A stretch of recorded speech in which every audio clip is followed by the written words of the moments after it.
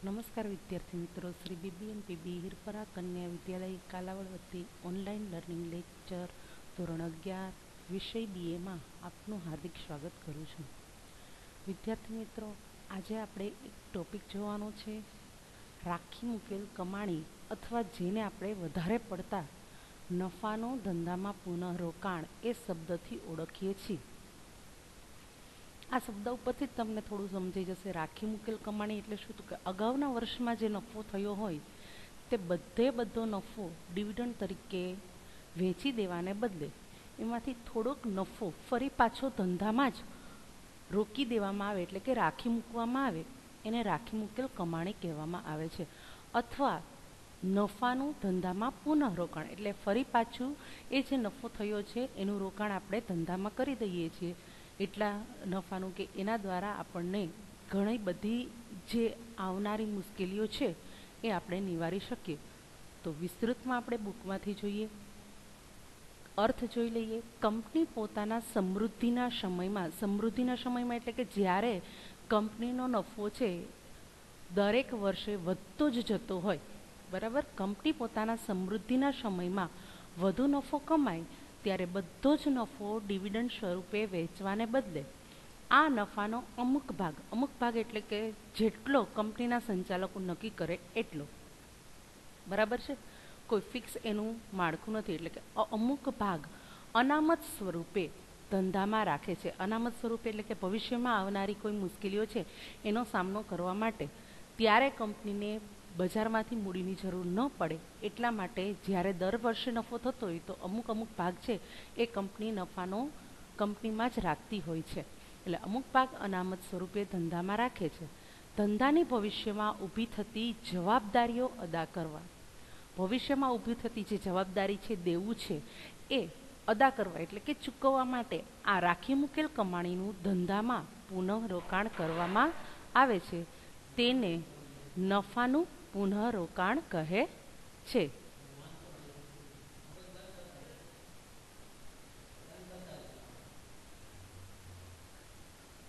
એટલે શોર્ટમાં કહું તો નફાનું ધંધામાં પુનઃરોકાણ એટલે શું? તો કે દરેક વર્ષે કંપનીને નફો થતો હોય તો એ નફામાંથી અમુક ભાગ છે એ ભવિષ્યમાં આવી મુશ્કેલીઓ આવી શકે એના માટે અગાઉથી જ કંપની ધંધામાં ફરી પાછા એનું રોકાણ કરે છે, તેને નફાનું પુનઃરોકાણ કહેવામાં આવે છે.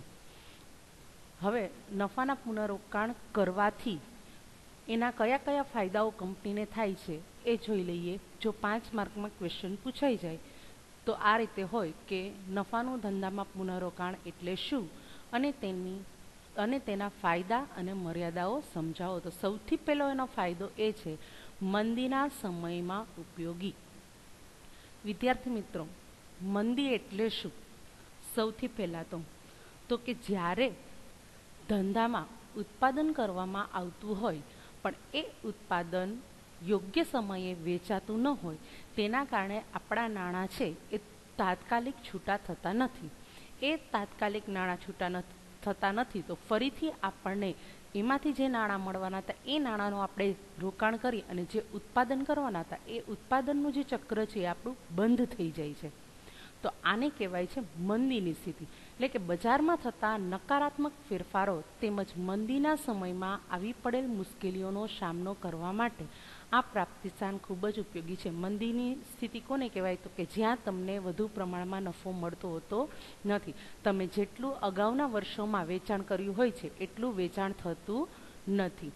એટલા માટે ત્યારે તમારા ધંધામાં નવા રોકાણની જરૂર પડે છે, કારણ કે ઓલા જે ઉત્પાદનના પૈસા છે એ આપણા છૂટા થતા નથી, તો નવી મૂડીની જરૂર પડે છે. તો જો આ નફાનું પુનઃરોકાણ કરેલું હશે તો મંદીના સમયમાં છે એ નફાના પુનઃરોકાણ દ્વારા એમાંથી મૂડી મેળવી અને પ્રાપ્તિસ્થાનમાં રોકી ધંધાકીય એકમને ચલાવી શકાય છે. બીજી છે ફાયદો ભાવિ યોજનાઓના અમલ માટે ઉપયોગી. ભાવિ યોજના એટલે કે ભવિષ્યમાં જે ધંધાકીય એકમે નક્કી કરેલી યોજનાઓ છે એ યોજનાઓનો વિકાસ કરવા, વિસ્તરણ કરવા, આધુનિકીકરણ કરવા. વિકાસ એટલે શું? તો કે એમાં વધારો કરવો. ધંધાકીય એકમ છે એને આગળ લઈ આવવા માટે નવી ટેકનોલોજીનો ઉપયોગ કરવો, આધુનિકીકરણ. આ બધી યોજનાઓને અમલમાં મૂકવા માટે તમારે મૂડી મેળવવી પડે છે. હવે આપણે મૂડીના પ્રાપ્તિ સ્થાનો તો જોઈએ છીએ, આંતરિક પ્રાપ્તિ સ્થાનો અને બાહ્ય પ્રાપ્તિ સ્થાનો. તો હવે શું કરવાનું, જો તમે નફાનું ધંધામાં પુનરોકાણ નહીં કરેલું હોય તો તમારે જેટલી મૂડીની જરૂર છે તે બધી મૂડી છે એ બાહ્ય એટલે કે બજારમાંથી મેળવવી પડે છે. અને બજારમાં કોઈ મૂડી આપણને એમને આપતું નથી, એની ઉપર આપણે વ્યાજ કેવું ચૂકવવું પડે છે. તો જો તમે આ નફાનું પુનરોકાણ કરેલું હશે તો આવી કોઈ યોજનાઓનો અમલ કરવા માટે જે મૂડીની જરૂર પડે છે એ મૂડી તમે તમારા ધંધામાંથી જ લઈ શકો છો. તમારે બાહ્ય પ્રાપ્તિ સ્થાનો પર આધાર રાખવો પડતો નથી. ત્રીજું છે નવી મિલકતો ખરીદવા માટે ઉપયોગી.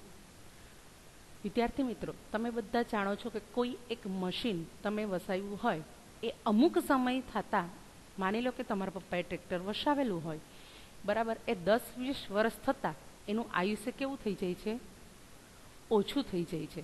કારણ કે જેમ જેમ મિલકતનો વપરાશ થાય તેમ તેમ એમાં ઘસારો લાગે છે અને અમુક સમયે એની કિંમત કરતાં વધુ ખર્ચ આપણી પાસે માંગે છે. ત્યારે આપણે શું કરીએ છીએ કે આમાં ને આમાં ખર્ચો કરવા કરતાં હવે આપણે આની જગ્યાએ નવી મિલકત ખરીદી લઈએ. અથવા તો એવું થશે કે ટેકનોલોજીમાં ફેરફાર થતાં આપણે નવી મિલકત ખરીદવાની જરૂર પડે.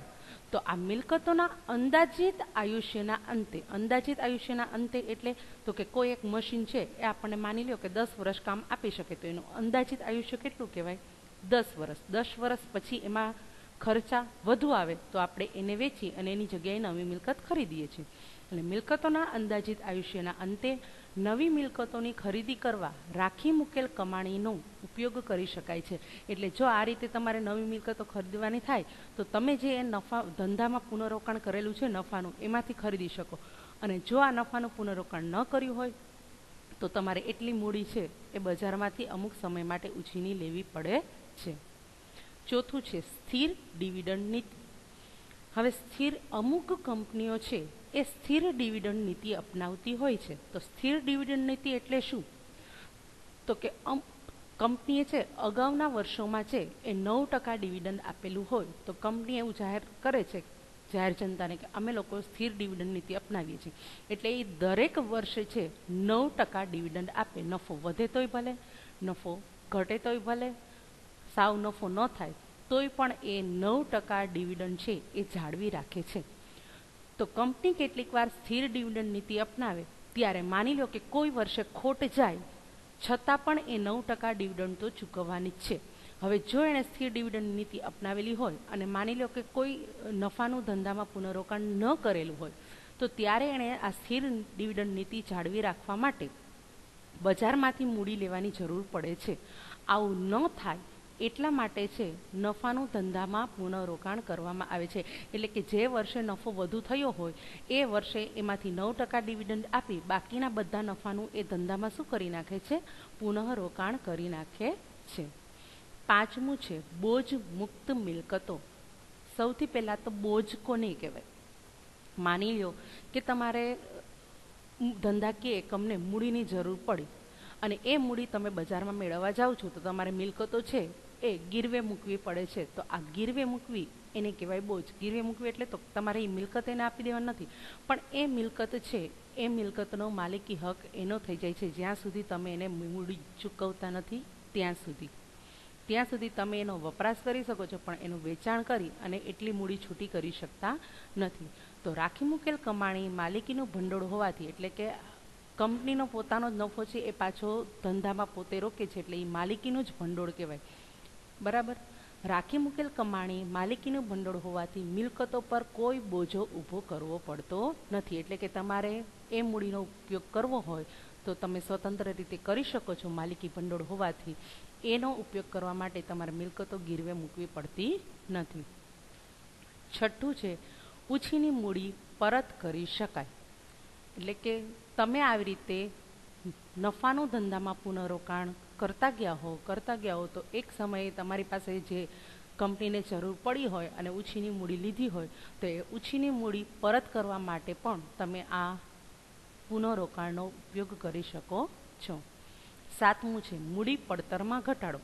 સૌથી પહેલાં તો મૂડી પડતર એટલે શું, તો કે ધંધાકીય એકમને જેટલી મૂડીની જરૂર છે એટલી મૂડી મેળવવા માટે જે ખર્ચ કરવામાં આવે છે એને મૂડી પડતર કહેવામાં આવે છે.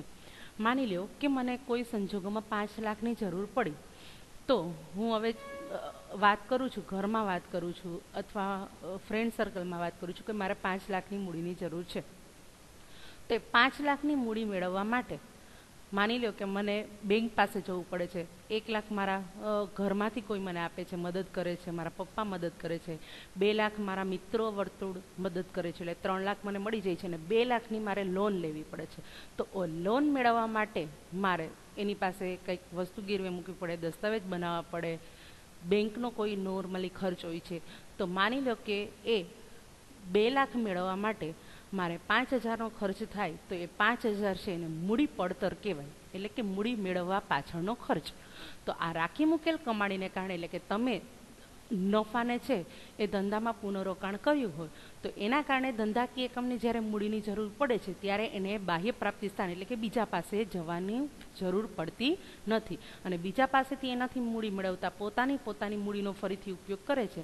એના કારણે આ મૂડી મેળવવા ખર્ચ કરવો પડતો નથી. તો એક નફાના પુનરોકાણનો ફાયદો એ પણ છે કે મૂડી પડતરમાં એનાથી શું થાય છે? ઘટાડો થાય છે. 8મું છે માલિકીનું ભંડોળ, એટલે કે નફાનું પુનરોકાણ કંપનીનો જ નફો છે એ ફરી પાછો એ ધંધામાં રોકે છે. એના કારણે એ માલિકીનું ભંડોળ હોવાથી એ મૂડી ઉપર કોઈ પણ જાતનું વ્યાજ ચૂકવવું પડતું નથી. એટલે 8મો ફાયદો છે માલિકીનું ભંડોળ. વિદ્યાર્થી મિત્રો, MCQમાં પૂછાઈ શકે છે કે નફાનું પુનરોકાણ એ કયું ભંડોળ છે? તો માલિકીનું ભંડોળ છે. નફાનું પુનરોકાણ એ માલિકીનું ભંડોળ હોવાના કારણે વ્યાજ ચૂકવવું પડતું નથી. હવે આપણે જોઈ લઈએ નફાના પુનરોકાણની મર્યાદાઓ. તો સૌથી પહેલું છે ઇજારાશાહીને પ્રોત્સાહન. વિદ્યાર્થી મિત્રો, ઇજારો કોને કહેવાય? તો કે જ્યારે ધંધાકીય એકમ વધુ પડતો નફો વેચવાને જગ્યાએ બધો નફો છે, એટલે કે વધારેમાં વધારે નફાનું રોકાણ છે એ ધંધાકીય એકમમાં કરવા લાગે તો ધંધાકીય એકમ પર ઇજારાશાહી જેવું એટલે કે બીજાનું વર્ચસ્વ ઓછું થતું જશે અને ધંધાકીય એકમ છે એ એકદમ મજબૂત બનતું જાય છે. એટલે એના કારણે ઇજારા જેવું એટલે કે પોતાના એકનું જ વર્ચસ્વ રહેતું હોય, સંચાલકો પોતે જ પોતાની મરજી મુજબ આવી રીતે વધારે પડતા નફાનું પુનરોકાણ કરતા હોય, એના કારણે સંચાલકોનું વર્ચસ્વ વધુ અને જાહેર જનતાનું ઓછું એવી સ્થિતિ ઊભી થાય છે. બીજું છે સટ્ટાખોરીને ઉત્તેજન.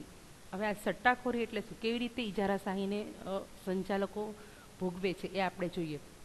ઘણીવાર ધંધાના સંચાલકો નફાનું પુનરોકાણ વધારવા માટે એટલે કે અનામતની રકમ વધારવા માટે ડિવિડન્ડ ઓછું ચૂકવે છે અને વધારાનો નફો અનામત ભંડોળ ખાતે લઈ જાય છે. હવે આવું જ્યારે કરે છે, જેમ જેમ કંપની ઓછું ડિવિડન્ડ ચૂકવે છે એમ એ કંપનીના શેરના બજાર ભાવ કેવા થઈ જાય છે? ઘટે છે. હવે જ્યારે શેરના બજાર ભાવ ઘટે છે ત્યારે સંચાલકો છે એ શેરને ખરીદી લે છે, બરાબર છે. અને ભવિષ્યમાં હવે સંચાલકોના હાથમાં તમને ખબર હોય છે કે સંચાલનની સત્તા હોય છે, કંપનીનું સંચાલન એના હાથમાં હોય છે. હવે એ શું કરે છે કે ભવિષ્યમાં ઊંચું ડિવિડન્ડ જાહેર કરે છે અને શેરનો બજાર ભાવ વધારે છે. હવે શેરનો બજાર ભાવ જ્યારે વધે ત્યારે એ ભાવને એ ઊંચા ભાવે એ શેર વેચી અને પોતાનો અંગત લાભ મેળવે છે. એટલે નફાના પુનરોકાણની એક મર્યાદા સટ્ટાખોરીને ઉત્તેજન પણ છે. ત્રીજું છે આર્થિક રીતે નબળી અને નવી કંપનીઓ માટે મુશ્કેલ. હવે આર્થિક રીતે નબળી એટલે કે જેનું નાણાકીય સ્થિતિ મજબૂત નથી અને નવી સ્થપાતી કંપની હોય એ લોકો જો નફો જાહેર જનતા વચ્ચે વેચવાની જગ્યાએ નફાનું પુનરોકાણ કરે તો એ કંપનીની પ્રતિષ્ઠામાં સદ્ધરતામાં વધારો થતો નથી, એ કંપનીના બજાર ભાવ ઊંચા જતા નથી અને જે આર્થિક રીતે નબળી છે એનો નફો માંડ થતો હોય એ કંપની છે એ નફાનું પુનરોકાણ કરી શકતી નથી. ચોથું છે નાના રોકાણકારોને લાભ નહીં. જ્યારે નાના રોકાણકારો એટલે કે જે પોતાની બચતને રોકાણ કરતા હોય છે ધંધાકીય એકમમાં, એ જે નાના રોકાણકારો છે એ કઈ અપેક્ષાએ? તો કે એને વધુ ડિવિડન્ડ મળે. તો નાના રોકાણકારો ઊંચા ડિવિડન્ડની અપેક્ષાએ ધંધાકીય એકમમાં રોકાણ કરતા હોય છે, પરંતુ સંચાલકો જ્યારે જરૂર કરતાં વધુ નફાનું પુનરોકાણ કરે ત્યારે આ નાના રોકાણકારોને જે અપેક્ષા હતી ઊંચા ડિવિડન્ડની એ ડિવિડન્ડ મળતું નથી. આ 4 એની મર્યાદાઓ છે. વધુ નેક્સ્ટ લેક્ચરમાં.